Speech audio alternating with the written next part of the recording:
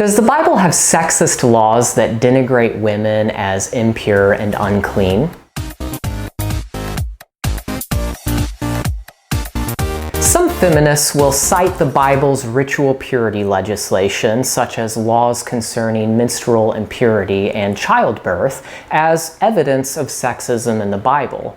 It's argued that the Bible regards women as generally unclean and offensive to God because of their physiology. As the feminist author Lori Weissman puts it, menstruation and having a female reproductive system generally is an impurity and an offense to God, for which women require redemption through regular intervention of male action. How might we address this objection as Bible-believing Christians? Well, first, it's important to note that the Torah's ritual purity legislation addresses issues that are not only specific to women, but also some issues that are specific to only men.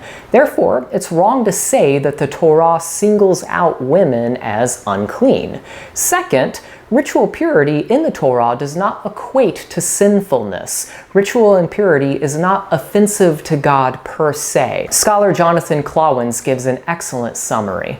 The following can be said of ritual impurity. It is natural, more or less unavoidable, generally not sinful, and typically impermanent. It is true that the refusal to purify oneself would constitute a transgression, as would coming into contact with the sacred while in a state of ritual impurity.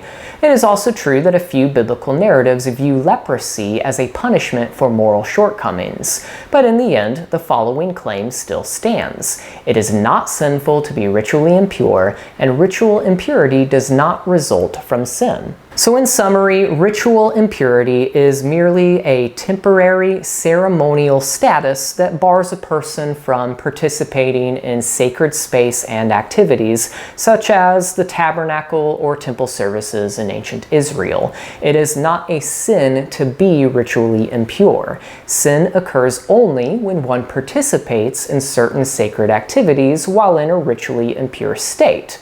While there are purity issues specific to women, there are also purity issues specific to men. Both men and women become ritually impure in various ways. So there's no sexism, women are not singled out as being impure. But what about the purification period for the birth of a girl being twice as long than for the birth of a boy?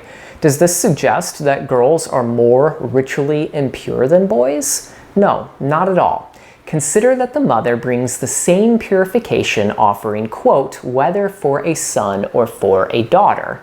The Torah intentionally places both son and daughter on the same level. The same offering is required for both of them. Therefore, critics severely overstate their case when they cite this legislation as an example of female inferiority or sexism.